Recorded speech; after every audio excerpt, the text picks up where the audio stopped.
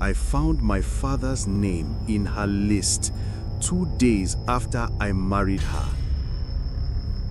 My name is Dapo. I grew up in a small village in Kogi State, Nigeria.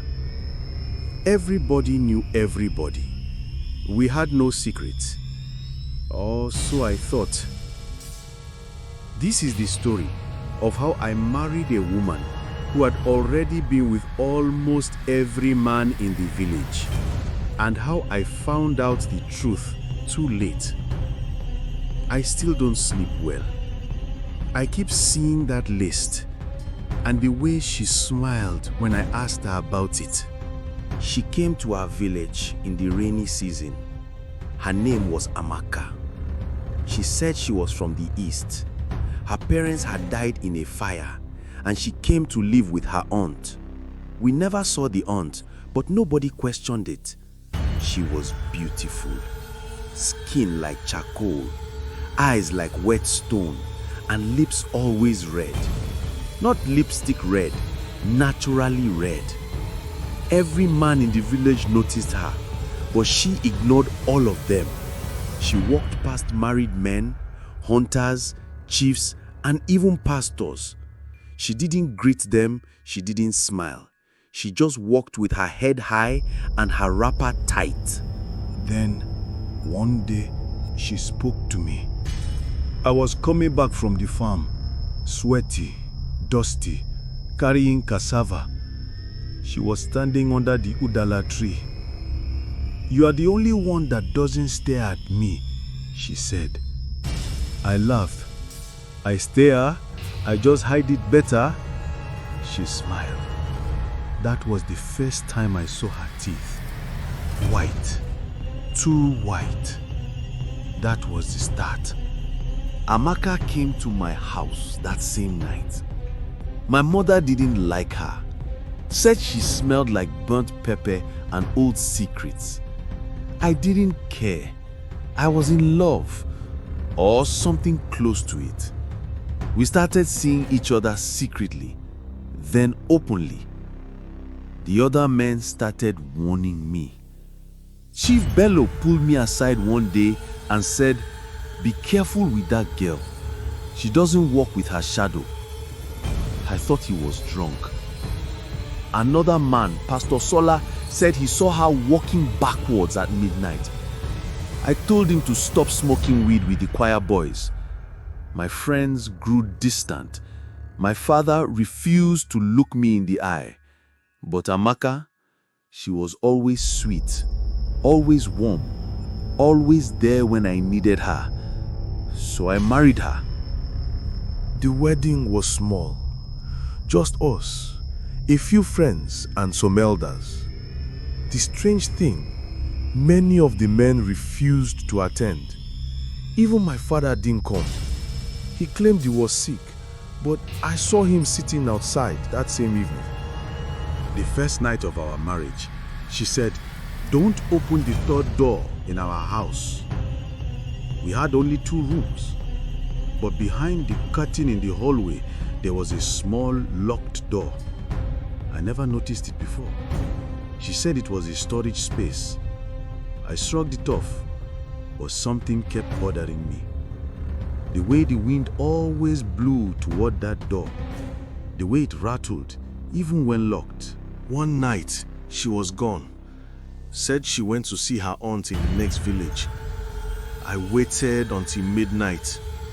Then I opened the door. What I found still makes my stomach twist. It was a tiny room, lit by a single red bulb. Inside were rows of paper, all handwritten, all neat. Names, hundreds of them, full names, some with dates, some with notes beside them. Then I saw a list labeled "Village Men Completed." I read the names: Obina, Tunde, Chuks, Haruna, Chief Bello, Pastor Sola. My heart froze. My uncle's name, my neighbor's name, then my father's name, dated just 2 years before. I stumbled out of the room and ran outside, vomited near the plantain tree. When I turned around, she was standing behind me. "You weren't supposed to open that," she said, calmly. Her voice didn't shake.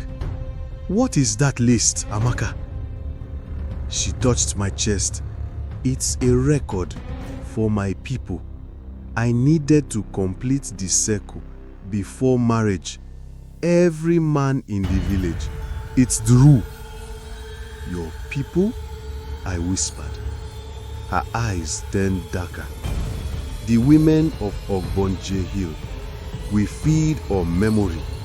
The men forget us after, until someone breaks the chain." I remembered something then. My friend Chooks, who used to love her, moved away after saying he felt empty all the time. My uncle divorced his wife out of nowhere. Chief Bello lost his mind last year and started walking naked at noon. She said, "You are the only one who remembered me," and smiled. I left that night. I ran to the village priest, told him everything. He didn't act shocked. He gave me a black powder and told me to burn it in the house before dawn. Said if I didn't, I would join the others, lost in mind and spirit. I ran back. The house was gone. No fire, no ashes, just an empty space where it stood. I've asked around. People say I was never married. They don't remember Amaka. Even my mother denies ever meeting her. But I have the list. I stole one page before I ran. It's still under my bed, and every night I dream of her. She walks backward. She smiles. She whispers my name last. And I know one day she'll come to finish the list. I tried to burn the page. I swear I tried. I poured kerosene on it. I lit a match. The fire danced around it, but didn't touch it. The paper just sat there, clean, cold, like it was mocking me. I buried it instead, deep behind my house, 6 feet, covered it with stones, said a prayer. The next morning, the page was under my pillow. The names were written in blood now, and mine had moved to the top. I started forgetting things, small things at first, where I kept my keys, who I spoke to yesterday. Then bigger things, my cousin's name, the route to my own farm, my mother's face. I panicked and traveled to the city to stay with an old friend, Jide. I didn't tell him anything at first. I just said I needed space. But on the 5th night, I woke up screaming. He found me on the floor, holding my head. I was saying her name over and over. He asked me, "Who's Amaka?" I froze, because that name shouldn't mean anything to him. But his hands were shaking. "Bro, I think I know her too." Jide said he saw her in a dream. Same red lips, same dark eyes. She was sitting on his chest, smiling, whispering in a language he didn't know.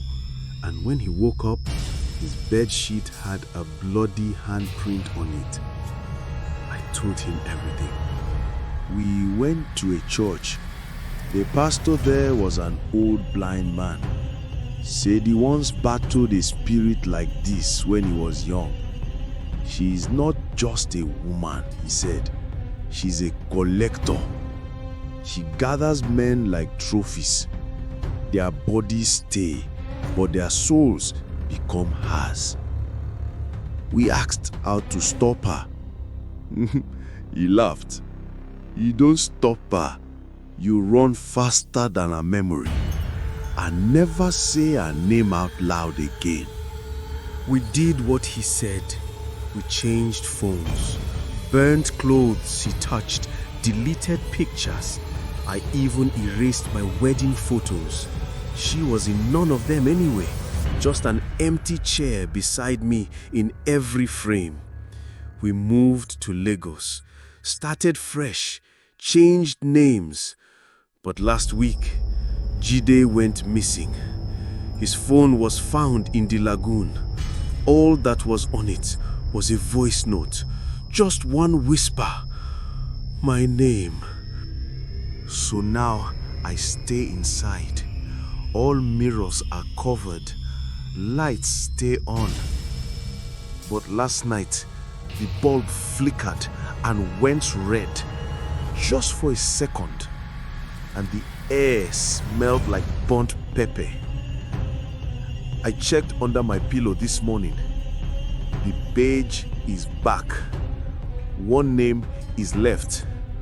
Only one, and the ink is still wet. I didn't go to work today. Didn't eat. Didn't speak to anyone. Just sat in my one-room flat, holding that cursed paper. My name, Dapo Adigo, was the only one not crossed out. All the others were smeared, like the ink had melted over time. But mine looked fresh, almost like it had been written this morning.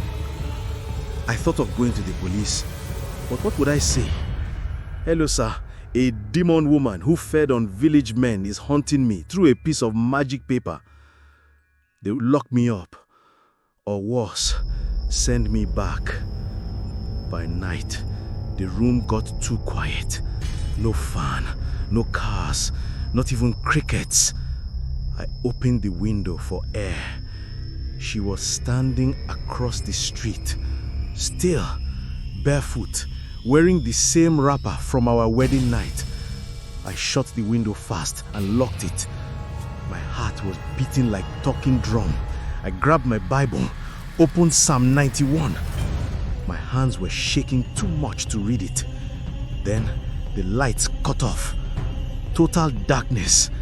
And from outside, I heard her voice singing that same song she used to hum while making stew. Low, slow, creeping into my ears like smoke. I hid in the bathroom, locked the door, sat on the toilet holding a knife. Not that it would help. She wasn't flesh. She was memory. She was shadow. I must have passed out because I woke to the sound of water dripping. Not from the tap, from the ceiling. I looked up and saw red drops falling. Thick, warm. Then her voice again, behind the door. Dapo, my husband, open for me. I screamed. No one came. It's been 3 days now. I haven't left this room. The light only works when she wants it to. Food rots before I can eat it. My phone only plays her voice messages now. Different ones every hour. Some in English, some in Igbo, some in that same strange language from the list. But they all say the same thing. You are mine. I called my mother, begged her to tell me if she knew something, anything. She stayed silent for a long time. Then she whispered, "Your father warned me before he died. He said there are some women who don't marry for love. They marry for harvest." I asked what that meant. She only said, she wasn't the first, but she must be the last. Then the call dropped. My phone hasn't turned on since. Tonight, I'm going to try something. I found a local baba who told me to write her name with charcoal, soak it in bitter leaf water and drink it. Said it might erase her from my mind. I just finished drinking it. It burns. My stomach feels like it's on fire. My eyes are heavy. Maybe I'll forget her. Maybe I'll forget all of this. Or maybe... Wait. There's knocking. Not on the door. On the mirror. From the inside.